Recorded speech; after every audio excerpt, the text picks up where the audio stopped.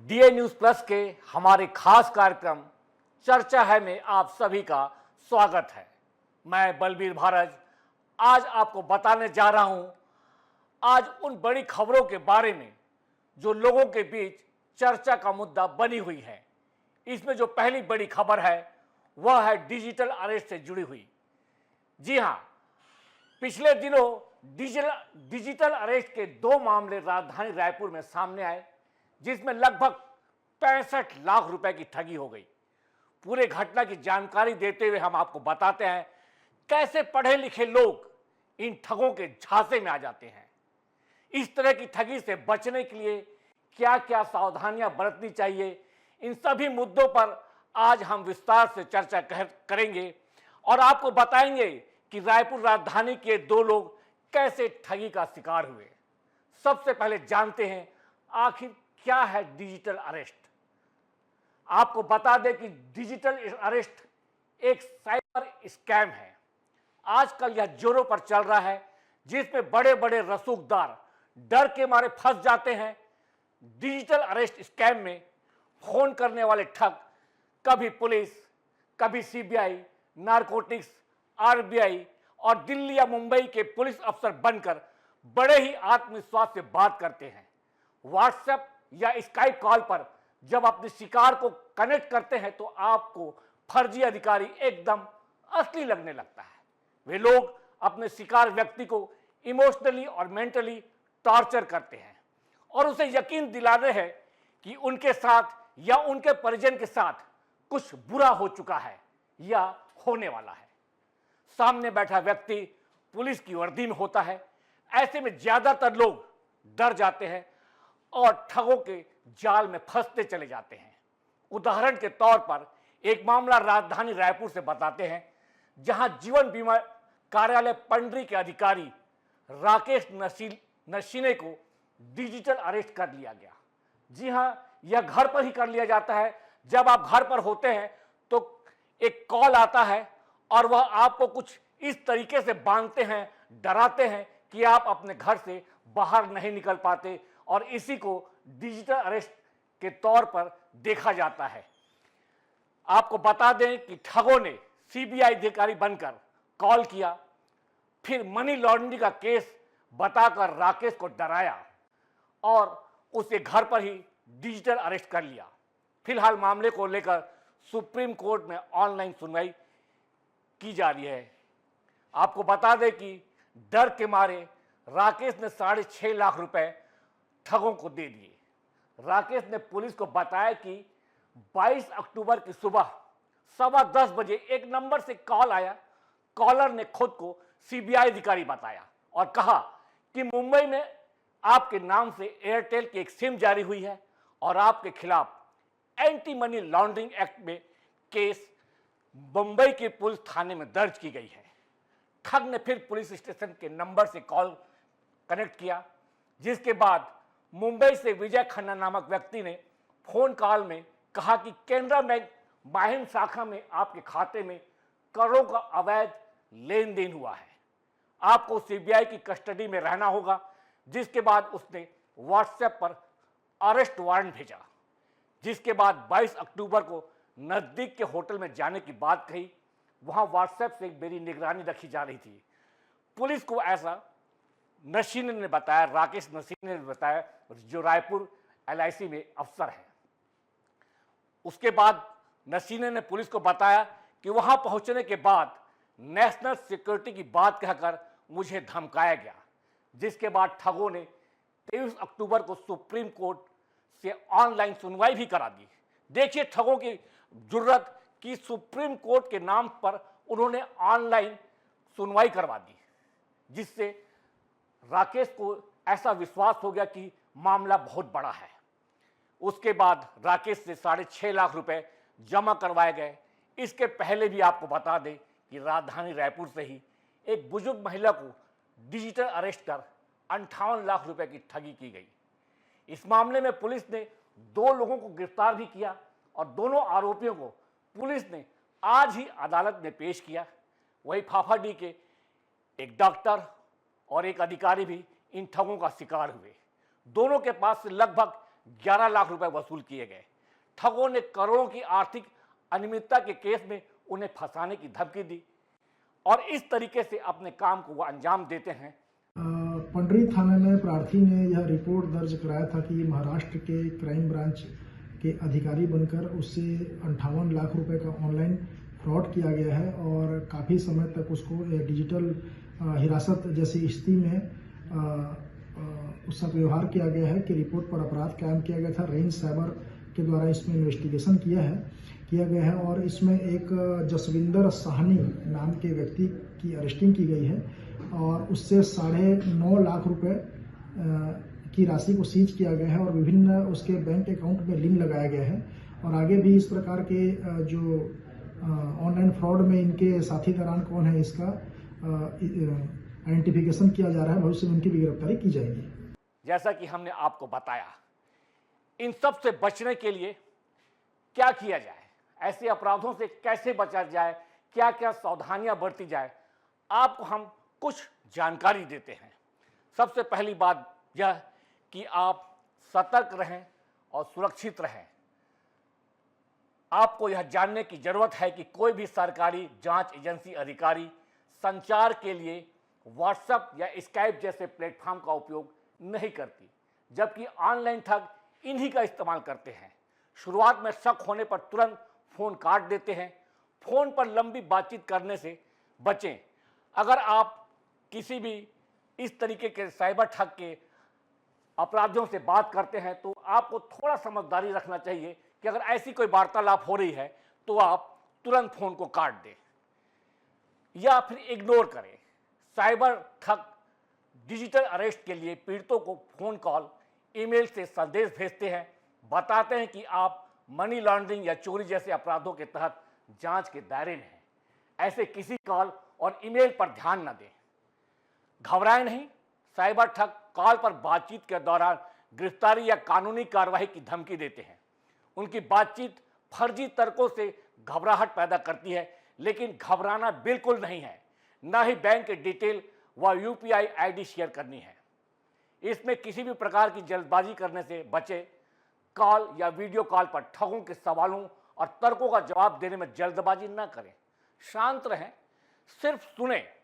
अनजान नंबरों से आए सामान और वीडियो कॉल पर भी कोई निजी जानकारी ना दें। साक्ष्य जुटाएं। बिल्कुल, जब इस तरह के कॉल आए तो कॉल का स्क्रीनशॉट या वीडियो रिकॉर्डिंग सेव करें ताकि आवश्यक होने पर उसका उपयोग कर सके। यह मछली के जाल से बचने के लिए आपको एक बात और बताते हैं कि इस तरीके के कॉल के अलावा ईमेल के जरिए ऐसे संदेश भेजे जा रहे हैं जो अविश्वसनीय लगते हैं। ये फिशिंग के मामले हैं। इसमें ठग आपके कंप्यूटर तक पहुंचकर व्यक्तिगत जानकारी चुरा लेते हैं और अगर ऐसा कुछ होता है आपके साथ, अगर आप ठगी का शिकार हो जाते हैं तो धोखाधड़ी की रिपोर्ट करें।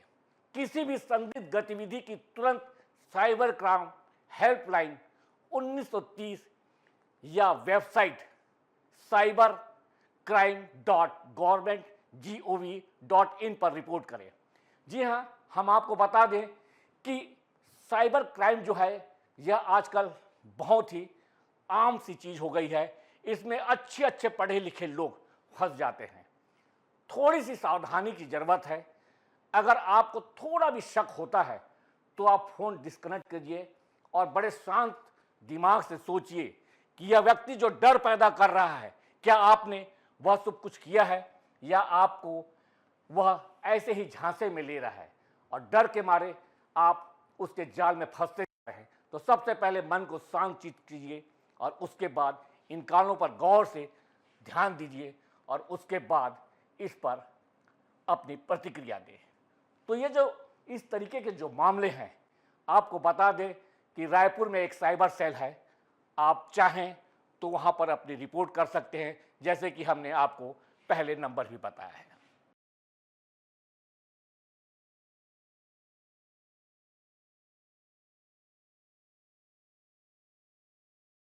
अब आपको एक अगली बड़ी खबर के बारे में बताते हैं जो बहुत बड़ी है। वह है छत्तीसगढ़ नई औद्योगिक विकास नीति से जुड़ी हुई, जो लोगों में खासकर उद्योगपतियों में, व्यापारियों में और आम लोगों में चर्चा का विषय बनी हुई है।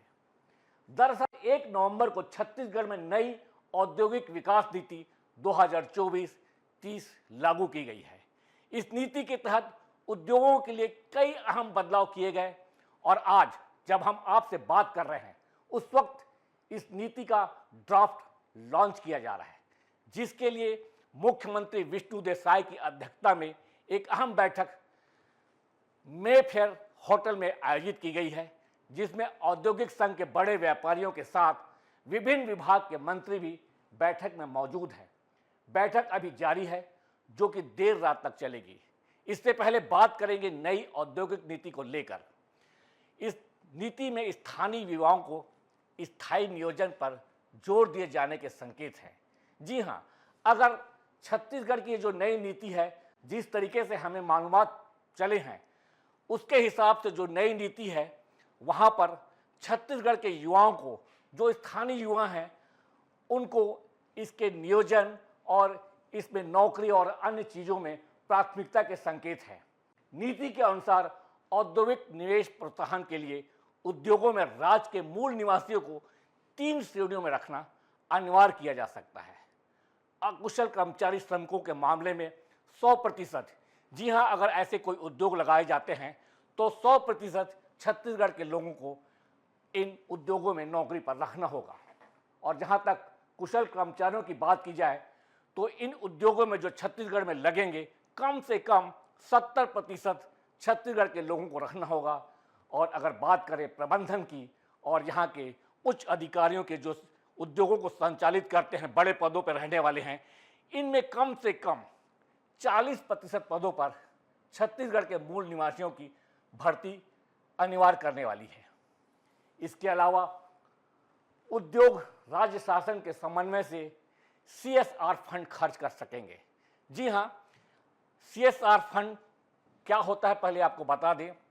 यह एक ऐसा फंड होता है जो उद्योगों की मूल कमाई से लिया जाता है, जो 2% होता है, और यह खर्च जिस क्षेत्र में उद्योग लगते हैं वहाँ के स्कूल, अस्पताल या वहाँ के गांव के रखरखाव या इस तरीके की चीज़ों पर खर्च किए जाते हैं।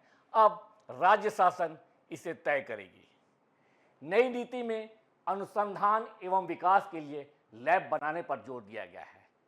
साथ ही बंद एवं बीमार उद्योगों के पुनर्वास के लिए पैकेज देने का भी निर्णय लिया गया है। इसके तहत ऐसे उद्योग जिनमें उत्पादन शुरू नहीं हुआ, व जिन्होंने किसी तरह की छूट नहीं ली है और उसे किसी दूसरे उद्यमी ने खरीद लिया हो, उसे नई इकाई मानते हुए छूट देने का नई नीति में प्रावधान रखा जाएगा। 1000 करोड़ से अधिक निवेश पर विशेष प्रोत्साहन, सेवा श्रेणी के बड़े उद्योगों में स्थायी पूंजी निवेश में 500 करोड़ या इससे अधिक निवेश करने वाले 1000 से ज़्यादा लोगों को रोजगार देने वाले उद्योगों को विशेष प्रोत्साहन दिया जाएगा। सरकार ऐसे उद्योगों में जिन पर करोड़ों रुपए के लागत लगती है या जो हजारों लोगों को रोजगार देते हैं, ऐसे उद्योगों को विशेष प्रोत्साहन देने की बात कह रही है। इस तरह की छूट ऑनलाइन देने पर, जो नो फिजिकल कॉन्टैक्ट सिस्टम पर औद्योगिक निवेश को प्रोत्साहन की प्रक्रिया को अपनाने पर सरकार का जोर है। इसके लिए ऑनलाइन प्रणाली को पारदर्शी, अधिक सशक्त, समयबद्ध एवं क्रियाशील बनाने सरकार का प्रयास है। इसके पीछे कारण यह है कि अगर बड़े उद्योग लगाने के लिए उद्योगपति अग्रसर होते हैं या चाह रखते हैं, तो किसी भी तरीके के सरकारी पेच या झंझटों से वो बचे और वो ऑनलाइन अपना आवेदन दें, जो एक समयबद्ध रूप में क्रिया होगा और वो बहुत ही आसान तरीके से सरकार के नियमों के तहत उसे स्वीकृति प्रदान कर दी जाएगी। सभी तरह के अनुदान या छूट देने की प्रक्रिया को इस सिस्टम से जोड़ा जा सकता है। वहीं बड़े निवेशकों को राज्य कस्टमाइज प्रोत्साहन पैकेज दे सकती है। इसके लिए मुख्यमंत्री की अध्यक्षता में बनी 5 सदस्यीय मंत्रिमंडलीय उप समिति निर्णय लेगी। उप समिति में वाणिज्य एवं उद्योग विभाग के मंत्री सदस्य सचिव होंगे, जबकि वित्त और विधि विभाग के मंत्री सदस्य के रूप में होंगे। इसके अलावा जरूरत के अनुसार अन्य विभाग के मंत्री विशेष आमंत्रित सदस्य के रूप में समिति की बैठक में शामिल होंगे। जी हाँ, इसके पीछे एक बड़ा कारण यह है कि सरकार चाहती है कि बड़े उद्योग छत्तीसगढ़ में लगे, यहाँ के लोगों को रोजगार मिले, यहाँ के जो स्किल लेबर है या जिसे कहते हैं कि अन्य छोटे उद्योग हैं जो उन उद्योगों में पार्टिसिपेट कर सके, उन्हें भी काम मिल सके। और ये सरकार की एक नई सोच है, अच्छी पहल है कि छत्तीसगढ़ के लोगों को कैसे रोजगार मिले, कैसे उनकी आर्थिक स्थिति को ऊपर लाया जा सके। यह एक बड़ी कवायद है और इसकी घोषणा आज, हालांकि रूपरेखा तो तैयार हो चुकी है, इसमें कुछ फेरबदल होने की संभावना है। वो भी किस तरीके से होती है वह छत्तीसगढ़ के लोगों के लिए के लाभ के लिए होगी। और इन सब पर जब इस बैठक में सहमति बन जाएगी तो आज इसे लॉन्च कर दिया जाएगा। तो यह छत्तीसगढ़ के लोगों के लिए एक बड़ा अहम फैसला आज होने जा रहा है। सुबह जब छत्तीसगढ़ के लोग उठेंगे तो उन्हें पता चलेगा कि विष्णुदेव सरकार ने छत्तीसगढ़ के लोगों के लिए, छत्तीसगढ़ के लोगों के आर्थिक विकास के लिए एक बड़ा सराहनीय कदम उठाया है।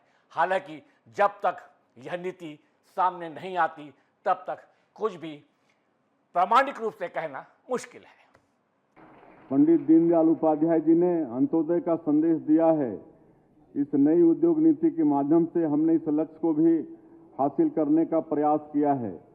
हमने नई नीति में पर्यावरण संबंधी चिंताओं का भी ध्यान रखा है और उनका निराकरण प्रस्तुत किया है। हमारा लक्ष्य है व्यापार उद्योग की सुगमता से जीवन की सुगमता के लक्ष्य को हासिल करना। हमारी नीति नागरिकों के जीवन को आसान बनाएगी और उन्हें मूलभूत सुविधाएं सहजता से हासिल करने में सहायक होंगी। साथियों, राज्य को देश का कोर सेक्टर हब कहा जाता है। आप सबका इसमें बहुत बड़ा योगदान है। अब देश में लोहे का भाव पंजाब के गोविंदगढ़ या महाराष्ट्र के जालना में तय नहीं होता, अब यह छत्तीसगढ़ में यह छत्तीसगढ़ तय करता है।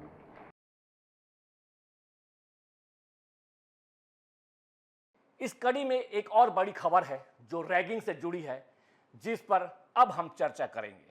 हालांकि खबर 2 दिन पुरानी है, लेकिन इस पर जमकर चर्चा हो रही है। यह मामला 2 नवंबर के आसपास का है, जब से मेडिकल कॉलेज के छात्रों की रैगिंग हुई है। गुपचुप रूप से यह दबाने की कोशिश की गई, लेकिन मामला आखिरकार उजागर हो गया है।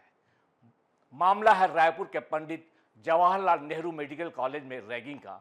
रैगिंग के नाम पर जूनियर छात्रों की प्रताड़ना का गंभीर मामला है, जिसमें सीनियर्स ने 50 जूनियर स्टूडेंट्स को उनका व्यक्तिगत परिचय देने के नाम पर एक कमरे में बुलाया, उनके कपड़े उतरवाकर बोतल पर बैठाया, उनके सिर मुंडवाए, बेसमेंट लड़कियों की फोटो भी मांगी, लड़कियों को चोटी और लड़कों को तेल लगाकर एक निश्चित ड्रेस कोड में कॉलेज आने की सख्त हिदायत दी गई, या यूँ कहें कि धमकी दी गई।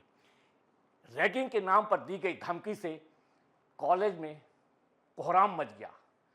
हालांकि इसे शुरू में दबाने की कोशिश की गई, लेकिन फिर भी यह मामला उजागर हो गया। जब इस मामले में काफी हो हल्ला मचा, तब कॉलेज के 9 सदस्यीय एंटी रैगिंग कमेटी की अनुशंसा पर डीन डॉक्टर विवेक चौधरी ने 1 माह के लिए 5 दोषी सीनियर छात्रों को निलंबित कर दिया।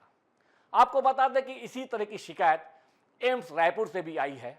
हालांकि इस मामले में एम्स के संचालकों का कहना है कि हमारे यहाँ यह संभव नहीं है, क्योंकि जूनियर जो छात्र है उनके रहने की हॉस्टल की अलग व्यवस्था है और सीनियर अलग रहते हैं। बहरहाल आपको बता दें कि रैगिंग की प्रताड़ना का यह मामला जो रायपुर मेडिकल कॉलेज में हुआ था, तब उजागर हुआ जब रैगिंग झेल रहे जूनियर्स ने सीनियर्स के प्रकोप से बचने के लिए 2 नवंबर को एक ईमेल किया था। मेल में जूनियर छात्र ने अपना नाम लिखे बगैर एंटी रैगिंग संस्था के सदस्यों को विस्तार से बताया कि छात्रों को जबरन सिर मुंडवाने, क्लीन शेव रहने और प्रतिदिन एक तय ड्रेस पहनने कहा गया था। इस वेशभूषा में मोनोक्रोम शर्ट, एक ही रंग की पैंट, स्कूली जूते और ऑफिस स्टाइल का बैग शामिल है। यह सब सीनियर्स इसलिए कर रहे हैं ताकि हमारे आत्मसम्मान को ठेस पहुंचे। ईमेल में की जानकारी में आगे जूनियर छात्र ने बताया कि कॉलेज और विशेष रूप से हॉस्टल में रैगिंग शुरू हुई थी। कमेटी ने काफ़ी हो हल्ला मचाने के बाद इस ईमेल को संज्ञान में लिया और रैगिंग में संलिप्त 5 छात्रों के स्वजनों को सोमवार को मेडिकल कॉलेज बुलाया। परिजनों को बेटों की संलिप्तता की पूरी जानकारी देकर 13 नवंबर तक शपथ पत्र देकर जमा करने के निर्देश दिए गए। इस शपथ पत्र का लबोलुआब कहा जाता है कि यह है कि आगे से आपका बेटा अगर इस तरीके के किसी भी रैगिंग या अवैधानिक कार्यों में संलिप्त पाया जाएगा तो उससे इस बार तो निलंबित किया गया है, अगली बार रेस्टिकेट कर दिया जाएगा। शपथ पत्र के साथ बुधवार को स्वजन मेडिकल कॉलेज पहुंचेंगे। मेडिकल कॉलेज के डॉक्टरों का कहना है कि रैगिंग में एफआईआर कराने तक का प्रावधान है, लेकिन इससे कैरियर बर्बाद हो जाएगा, इसलिए कड़ी कार्रवाई से बचा जा रहा है। अब आपको बता दें कि छत्तीसगढ़ राज्य की ओर से इस संबंध में 17 जनवरी 2002 को एक अधिनियम छत्तीसगढ़ शैक्षणिक संस्थाओं पर लाया गया था और 2001 में यह पारित किया गया था। रैगिंग होने पर धारा 2 क के तहत कार्रवाई के लिए नियम बनाए गए थे। इस पूरे मामले में IMA के अध्यक्ष, इंडियन मेडिकल एसोसिएशन काउंसिल के अध्यक्ष डॉक्टर राकेश गुप्ता से हमारी बातचीत हुई। आइए आपको सुनाते हैं कि इस रैगिंग के मामले पर उन्होंने क्या कुछ कहा और क्या कुछ हमें जानकारियां दी। पिछले माह वर्ष 2024 में जूनियर बैच के छात्र पंडित जवाहरलाल मेडिकल कॉलेज रायपुर में प्रवेश पाए हैं। सीनियर छात्रों ने उनकी गाइडलाइन के विरुद्ध रैगिंग करी, उनको मानसिक और शारीरिक प्रताड़ना दी। इससे त्रस्त होकर जूनियर छात्रों ने कॉलेज प्रशासन को शिकायत की। वहां पर उनकी शिकायत का निराकरण न होने के कारण उन्होंने सोशल मीडिया प्लेटफॉर्म का सहारा लिया और नेशनल मेडिकल कमीशन में अपने साथी छात्रों जो दिल्ली में पढ़ते हैं और पालकों को शिकायत की। वहां पर नेशनल मेडिकल कमीशन ने उन छात्रों की शिकायत को कॉलेज प्रशासन को भेजा, लेकिन इस बीच 3 नवंबर को सोशल मीडिया प्लेटफॉर्म पर जो उन्होंने बातचीत सोशल मीडिया प्लेटफॉर्म रेडिट पर दी थी वो वायरल हुई। डॉक्टर विष्णु राजगढ़िया का एक ट्वीट आया जिसमें उन्होंने माननीय मुख्यमंत्री, रायपुर जिला प्रशासन और पुलिस प्रशासन सहित कुछ सामाजिक कार्यकर्ताओं और पत्रकारों को टैग किया था कि पंडित जवाहरलाल नेहरू चिकित्सा महाविद्यालय में जूनियर छात्र मानसिक और शारीरिक प्रताड़ना से गुजर रहे हैं रैगिंग के कारण। 4 नवंबर को कॉलेज प्रशासन ने आनंद फानंद में मीटिंग बुलाई और 2 छात्रों को निलंबित कर दिया 10 दिन के लिए, लेकिन फिर भी व्हाट्सएप ग्रुप में वो दोनों छात्र जूनियर छात्रों को धमकी दे रहे थे कि असली रैगिंग 10 तारीख के बाद होगी। चर्चा में आज की चर्चा में बस इतना ही। आगे आपसे फिर चर्चा में इसी तरीके के अहम मुद्दों को लेकर आपसे फिर भेंट करेंगे। तब तक के लिए इजाज़त दीजिए। नमस्कार।